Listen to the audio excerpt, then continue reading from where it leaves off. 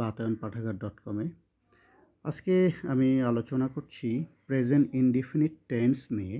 ইতিমধ্যে এই টপিকটি নিয়ে আমি কথা বলেছি। আজকে শেষ পর্ব। আজকে আমি আবারও তোমাদেরকে মনে করে দিতে চাই যে প্রেজেন্ট ইনডিফিনিট নামে যে টেন্সটা আমরা পড়তে যাচ্ছি এটি মূলত ভার্ব নিয়ে আমরা পড়তে যাচ্ছি। কেমন? এই ভার্বের গতি কি বিধি আমরা দেখব, ভার্ব কখন কাজ করে। তো চলো আমরা একটু থিওরি কথা বলি। তো প্রেজেন্ট মানে তো আমরা ইতিমধ্যে জেনেই গেছি বর্তমান। তো বর্তমান কালে, বর্তমান সময়ে যেটা, বর্তমান কালে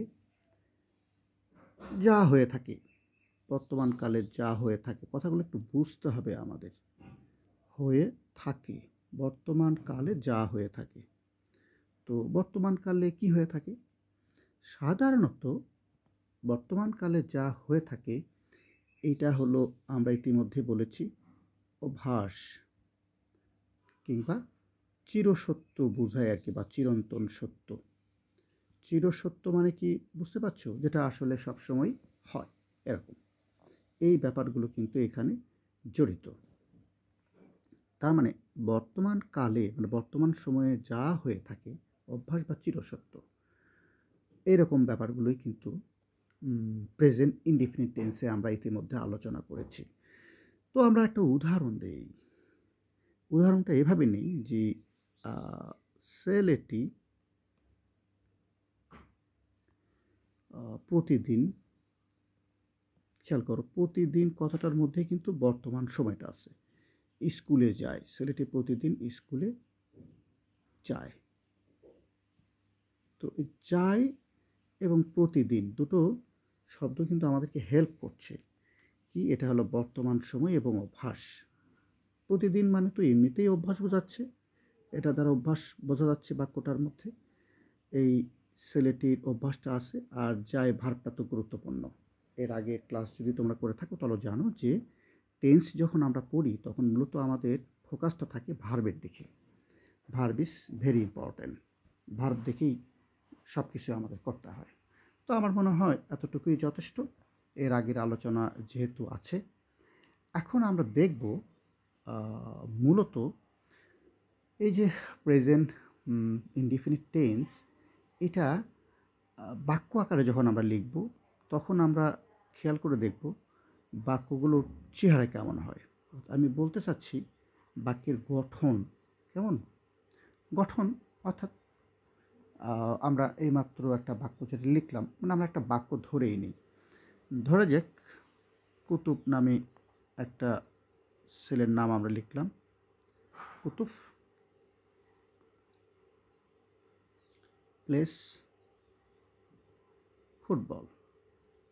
তো এই যে বাক্যটা, এই বাক্যের এটাকে বলা হয় সাবজেক্ট, এটাকে বলা হয় ভার্ব। কেমন? তো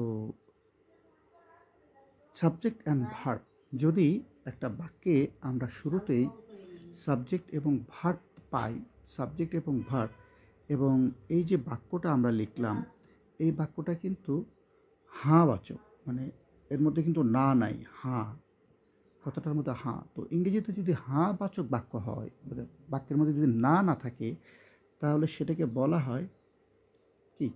অ্যাফার্মেটিভ। অ্যাফার্মেটিভ এটা বাংলা বলে আর কি, সরি ইংলিশ বলে, আর বাংলা বলে হচ্ছে হাঁ, হাঁবাচক। তো অ্যাফার্মেটিভ বাক্যগুলো সাধারণত না থাকে না, বাক্যগুলোর মধ্যে না থাকে না, সাধারণত না থাকে না। কুতুব প্লেস ফুটবল এরকমভাবে হয়, এটাকে বলে অ্যাফার্মেটিভ বাক্য। তো এটার অ্যানালাইসিস যদি তুমি করো তাহলে তুমি বলবে সাবজেক্ট এবং কি ভার্ব, সাবজেক্ট এবং ভার্ব দিয়ে শুরু হবে, নট থাকবে না। এটা গেল এক নাম্বার। দ্বিতীয় যে বাক্যটা আমরা পাবো, মানে কাঠামোটা পাবো, সেটা হতে পারে নেগেটিভ। তো নেগেটিভে খুবই সোজা। এই বাক্যটা জাস্ট হচ্ছে তুমি এভাবে লিখবে, কুতুব, কুতুবের সঙ্গে কী দেব আমরা? ডাজ নট দেব। এই যে ডাজ এবং not, Qutub does not play, এবং এবার কিন্তু এস দিব না, কারণ এখানে তো এস দিয়েই দিলাম। Qutub does not play football. Okay, তো Qutub does not play football. তো খেয়াল রাখবে যে এই যে এখানে সাবজেক্ট এবং এইখানটাতে ভার্ব, আর এই যে এইখানটাতে একটা নেগেটিভ বসে গেল, মানে বাক্যটাকে আমরা নেগেটিভ করেছি। এটাকে কিন্তু আমরা না বাচক বাক্য বলবো, বা ইংরেজিতে বললে নেগেটিভ বলা হয়। নেগেটিভ বাক্য, বাক্যটার মধ্যে না আছে। তো না কথাটা যুক্ত করতে চাইলে সরাসরি নট দিলে কিন্তু হবে না। এই যে এখানে নট দিলে হবে না, নটের সাথে কিন্তু ডাজ নট, ডু নট বসাতে হয় প্রেজেন্ট ইনডিফিনিট টেন্সে। তো ডাজ নট আর ডু নট, তো আমার মনে হয় তোমরা বুঝতেই পারছো। ডাজ নটটা আসে হলো যখন এই যে কুতুবের জায়গাটা, যেটা এর আগের ক্লাসে আমরা আলোচনা করেছিলাম, যে হি, শি, ইট, অর্থাৎ এই কুতুবের জায়গা, সাবজেক্টের জায়গাটাতে যদি হি বসে বা কুতুব বসে, শি বসে বা সকিনা বসে বা ইট বসে, এই তিনটা সাবজেক্ট থাকলেই কিন্তু এই ডাজ নট বসবে। আর এখানে ভার্বটা কিন্তু বেস ফর্মে থাকবে। ডাজ নট যখন দিব তখন ভার্ব কিন্তু বেস ফর্ম, ভার্বের সাথে আবার এস, মানে ডাবল এস দরকার নেই। তুমি এখানেও এস দিচ্ছ, আবার এখানেও ধরো এস দিচ্ছ, দরকার নেই, নো নিড। আমরা মজা করে এভাবে বলতে পারি যে একটা এস দিলেই হবে। এবার আমরা পরের যে বাক্যটা দেখব, নেগেটিভ বাক্য দেখলাম। এবার বাক্যটা দেখতে চাই, ধরো এই বাক্যটা প্রশ্নবোধক করব, তখন এই যে ডাস, যেটা আমরা সাহায্যকারী ভার্ব, এটাকে আমরা সামনে আনবো। ডাস কুতুব, বাক্যটা এভাবে লিখব, ডাস কুতুব, তারপরে কী দিব, প্লে ফুটবল। ডাস কুতুব প্লে ফুটবল, এটা কিন্তু প্রশ্নবোধক। হ্যাঁ, বাংলায় বলে প্রশ্নবোধক, আর ইংরেজিতে বলা হয় কি, ইন্টারোগেটিভ। INTER, ইন্টারোগেটিভ,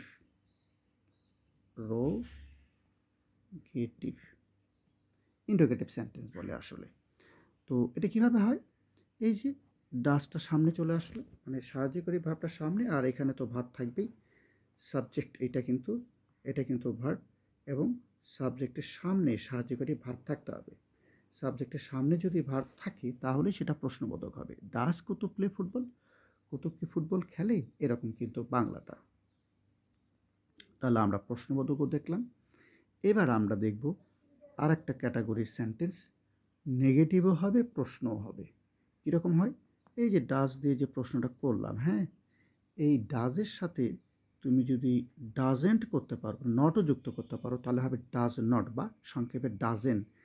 ডাজ, তারপরে এন, একটা ঊর্ধ্ব কমা, ওখানে ও বসবে না, তারপরে টি, এটাকে শর্টকাট বলা হয় ডাজেন্ট। তাহলে ডাজেন্ট কুতুব প্লে ফুটবল, প্রশ্নবোধক চিহ্ন। এবার কিন্তু দেখো নটটাও বসলো, ডাজও বসলো, খেয়াল করতে হবে কিন্তু বাক্যটা। হ্যাঁ, দেখো এই জায়গায় ডাজ তো আগে থেকে ছিলই, এবার শুধু নট যুক্ত হয়ে এলো। ডাজেন্ট কুতুব প্লে ফুটবল, এটা কিন্তু প্রশ্ন এবং নেগেটিভ দুটাই। তাহলে আমরা কি বলতে পারি, ইন্টারোগেটিভ নেগেটিভ, নেগেটিভ ইন্টারোগেটিভ দুটোই কিন্তু, প্রশ্ন না এবং কি, প্রশ্ন প্লাস না, দুটো মিলে একসাথে। তো নর্মালি না আমরা একটা টেন্স দিয়ে এই রকমের 4টা অর্থ তৈরি করতে পারি একটা টেন্স থেকে, অর্থাৎ প্রেজেন্ট ইনডিফিনিট টেন্স যেহেতু আমরা পড়ছি, এখান থেকে 4 রকমের অর্থ আমরা চাইলে তৈরি করতে পারবো। This is very interesting. আবার একটু রিভিউ করে দিই তোমাদের। নাম্বার 1-এ আমরা বলেছিলাম অ্যাফার্মেটিভ বাক্য, যেটা সাবজেক্ট এবং ভার্ব থেকে, এই দেখো সাবজেক্ট এবং ভার্ব।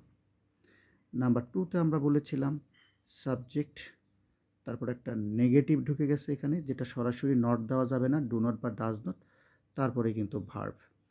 তারপরেরটা আমরা যেটা দেখলাম যে সাবজেক্ট, যেটা তার সামনে একটা সাহায্যকারী ভার্ব, এই যে দেখো, তারপরে কিন্তু ভার্ব। প্রত্যেক প্রশ্নে কিন্তু এরকমই হবে। আবার প্রশ্ন আর নাবাচক যদি একসঙ্গে দাও, তাহলে প্রশ্ন এবং না সামনে দিতে হবে, তারপরে সাবজেক্ট, তারপরে কিন্তু ভার্ব। তো এইগুলোকে স্ট্রাকচারও বলা হয়, মানে কাঠামো বলা যেতে পারে।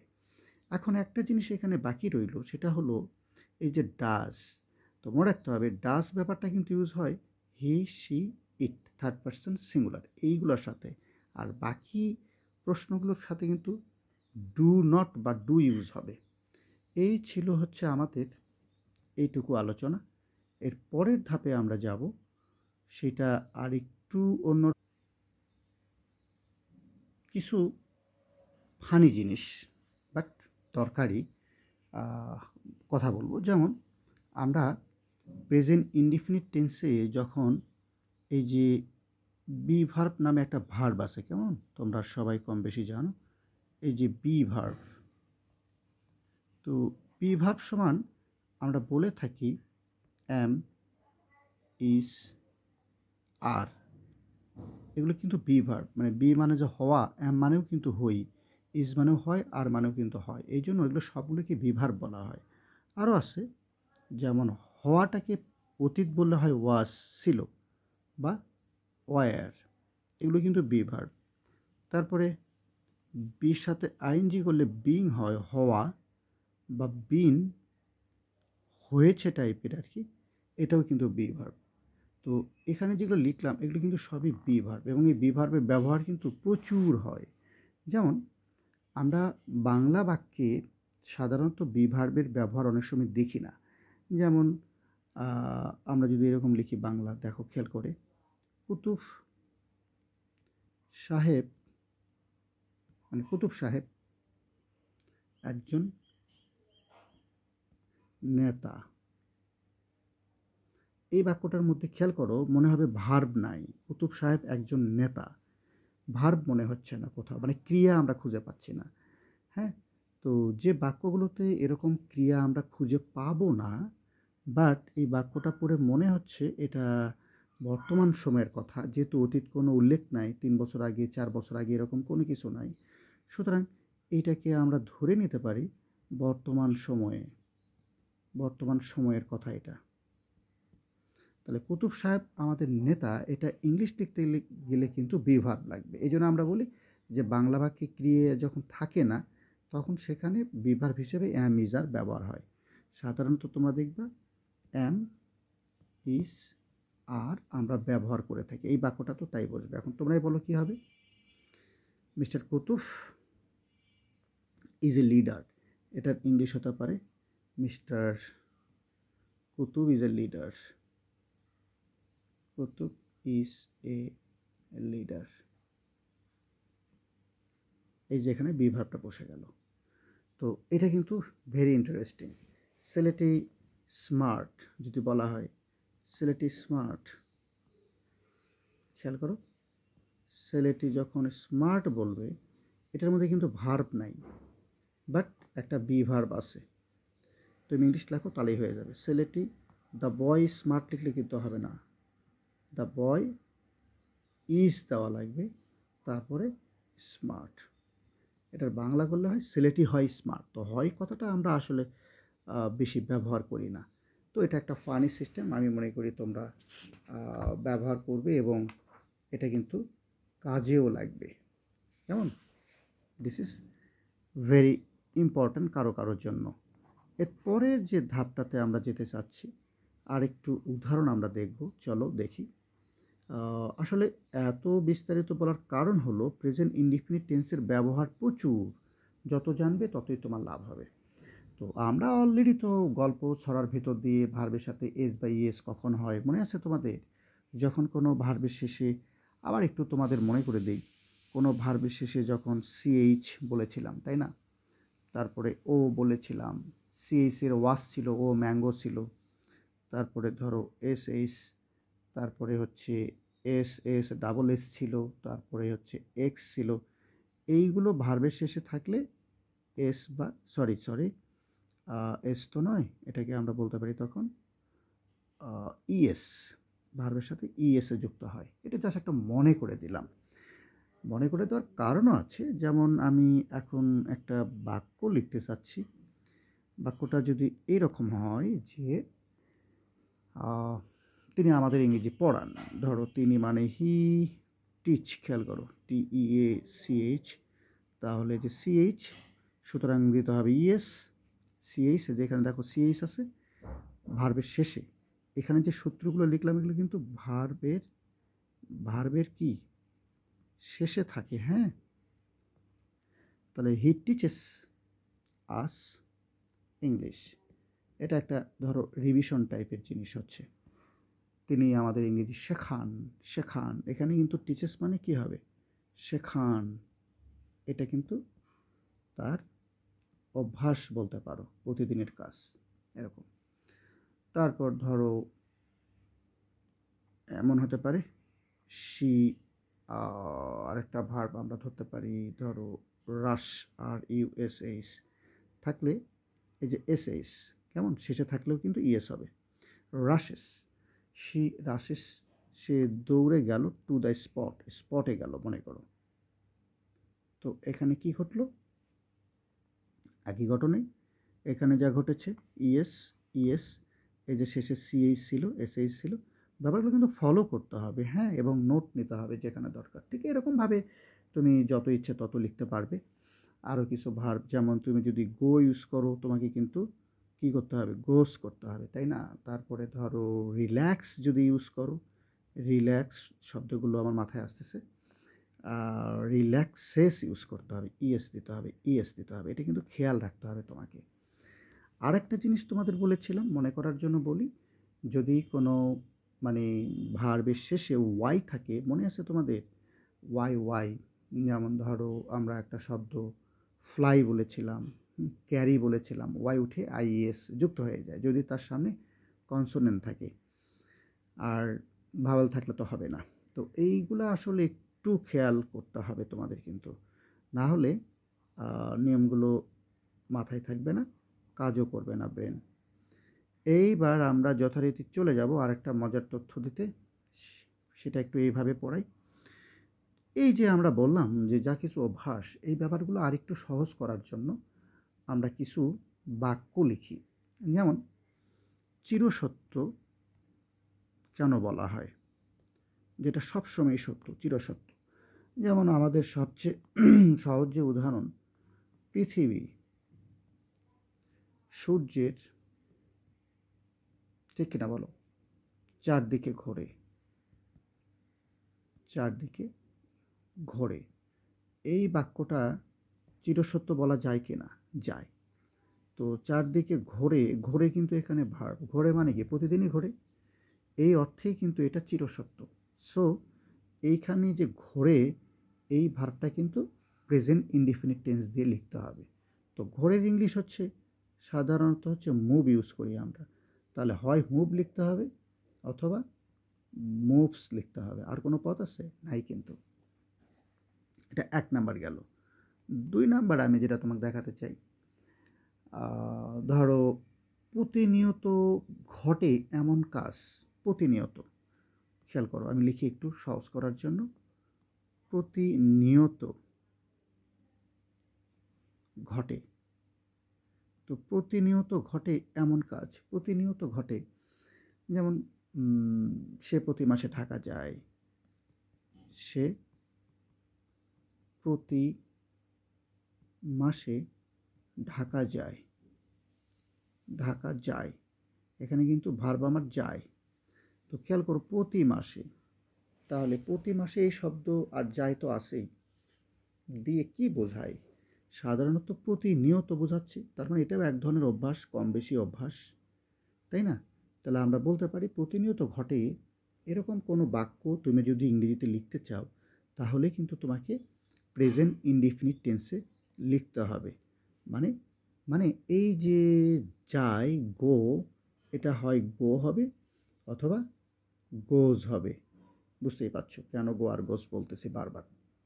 3 নাম্বার আমরা বলতে পারি, ধরো কোনো লেখক বা মনীষীদের বাণী বোঝাতে, মানে যেটা পৃথিবীতে অলরেডি সত্য হিসেবে প্রতিষ্ঠিত, এরকম কোনো লেখক বা মনীষীর বিখ্যাত কোনো কথাবার্তা আমরা যখন বলি না, যেমন রবীন্দ্রনাথ বলেন এরকম আর কি, বা বিখ্যাত কোনো কবি বলেন এরকম।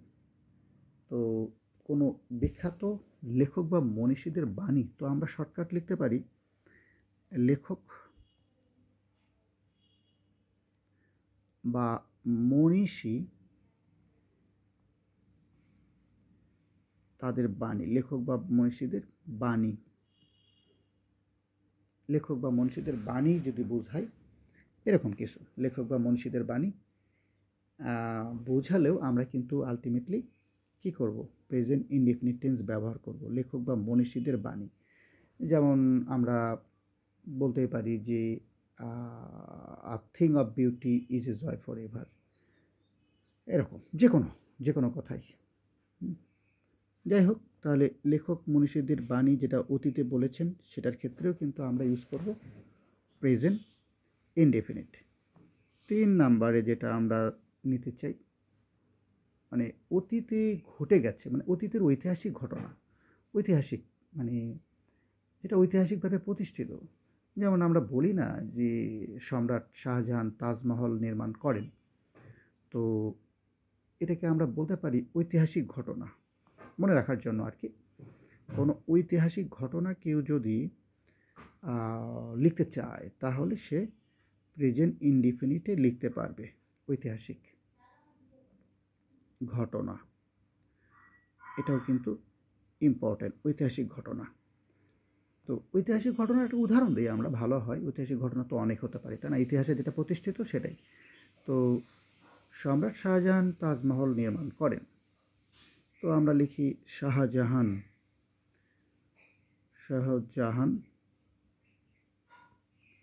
কি হয়েছে, তাজমহল নির্মাণ করেন। খেয়াল করো, তো শাহজাহান তাজমহল নির্মাণ করেন, এখানে যে নির্মাণ করেন এটার ইংলিশ হচ্ছে বিল্ড, তাই তো? BUILD, হয় বিল্ড হবে অথবা তুমি বলো কী হবে, বিল্ডস হবে। আমি শুধু ক্লুগুলো দিয়ে গেলাম।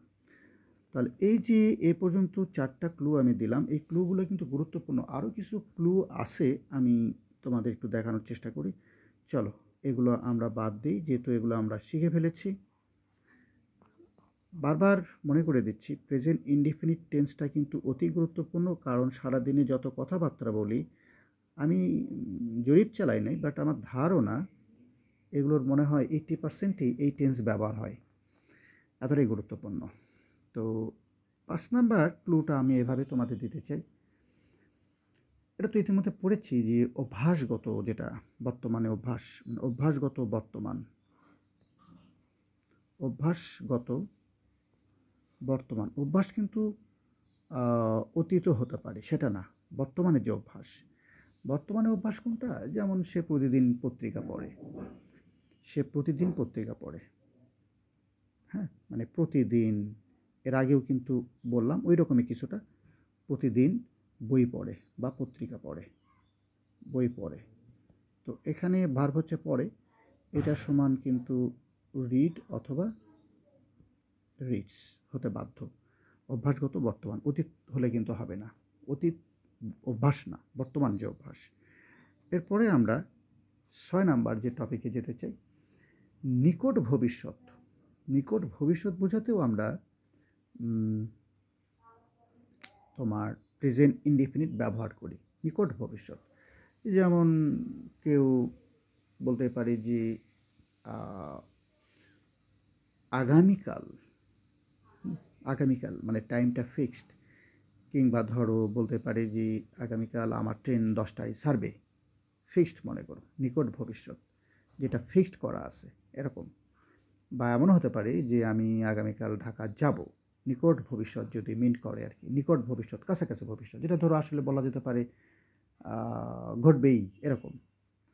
তো আমরা এটা এরকম লিখি, নিকট ভবিষ্যৎ। ভবিষ্যৎ তো নানান রকম হয়, মানে হতেও পারে নাও পারে, এরকম না। যে ভবিষ্যৎটা ধরে নেওয়া হচ্ছে হবে, এইরকম যে ভবিষ্যৎ আসলে সেটা আমরা কথা বলছি নিকট ভবিষ্যৎ বোঝাতে আমরা কিন্তু ইউজ করব প্রেজেন্ট ইনডেফিনিট। ব্যাপারটা কিন্তু এইরকম, বাট এটার মধ্যে একটা নিশ্চয়তা, এরকম একটা বিষয় আমরা খেয়াল করে থাকি।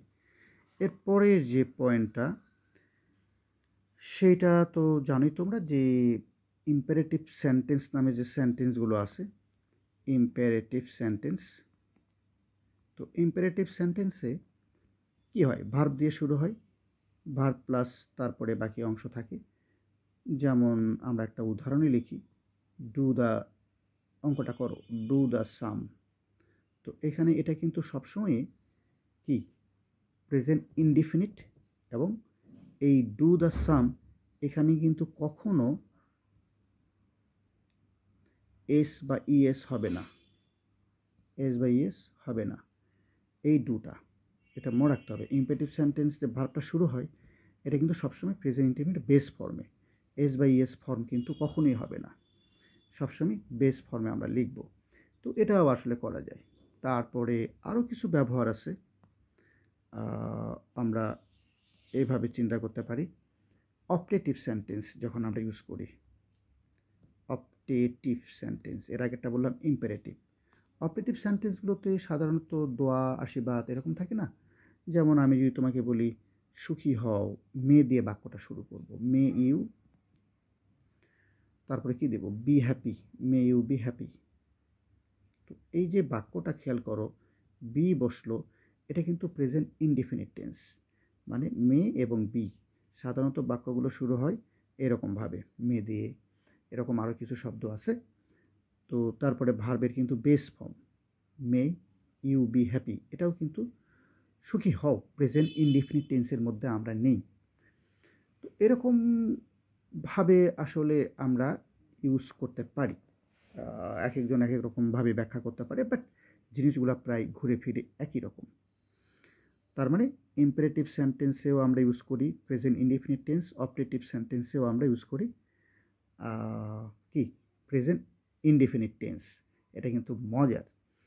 মোটামুটি এই জিনিসগুলো যদি তুমি নোট নিতে পারো এবং উদাহরণ সহ চিন্তা করে করে করে করে আগাতে পারো, পরিশেষে ভালো একটা গ্রামার বই যদি তুমি আবার একটু নিজে নিজে পড়ো, আমার মনে হয় যে প্রেজেন্ট ইনডিফিনিট টেন্স দারুণভাবে তুমি শিখতে পারবে। তবে আমি কয়েকটা বইয়ের রেফারেন্স দিয়ে বিদায় নেব। অবশ্যই যখন তুমি আমার ক্লাস করার পর আরও কিছু জানতে চাবে, এই ক্লাসই যথেষ্ট হিসেবে নেওয়া যাবে না। ক্লাসগুলো হচ্ছে ব্যাখ্যা করে দেওয়া, তোমাকে উৎসাহিত করা। অবশ্যই তোমাকে চিন্তা করতে হবে পরবর্তীতে বই। তো সেক্ষেত্রে আমি যে বইগুলো প্র্যাকটিস করতে বলবো, যেমন অক্সফোর্ড প্র্যাকটিস গ্রামার নামে একটা বই আছে, দারুণ, প্র্যাকটিস করার জন্য খুবই ভালো, অক্সফোর্ড প্র্যাকটিস গ্রামার। এটা প্র্যাকটিস, ডিরেক্ট প্র্যাকটিস, এখানে সূত্র টুত্র কম, বাট প্র্যাকটিস বেশি, আনসারও দেওয়া আছে, ইউজ করতে পারো। আর গ্রামার বই হিসাবে তোমরা, আমি মনে করি পিসি দাস নামে একজন রাইটারের একটা বই আছে, উনি সম্পাদনা করেছেন, এটা মূলত রেন অ্যান্ড মার্টিনের বই, রেন অ্যান্ড মার্টিন, বইটার নাম হলো অ্যাপ্লাইড ইংলিশ গ্রামার। আর একটা বই আছে হচ্ছে তোমার হাই স্কুল ইংলিশ গ্রামার, ওইটা সরাসরি রেন অ্যান্ড মার্টিন, মানে রেন অ্যান্ড মার্টিনেরই লেখা সরাসরি। হ্যাঁ, তো এই বইগুলো, যেমন এই বইটা বাংলা ভার্সনও পাওয়া যায়, আর এইটা কিন্তু ইংলিশ ভার্সন সরাসরি, যার যেটা ইচ্ছা। আর এগুলোর বাইরে আরেকটা বই আছে, ওইটা হলো জাকির হোসেনের লেখা, SM জাকির হোসেন, জাকির হোসাইন, বানান ভুল হতে পারে একটু। তো তার একটা গ্রামার বই আছে, passage to the English language. এই বইগুলো তুমি যদি পড়ো, মোটামুটি আমাদের দেশে বেশি প্রচলিত, ভালোই লাগবে। তো থ্যাংক ইউ ভেরি মাচ।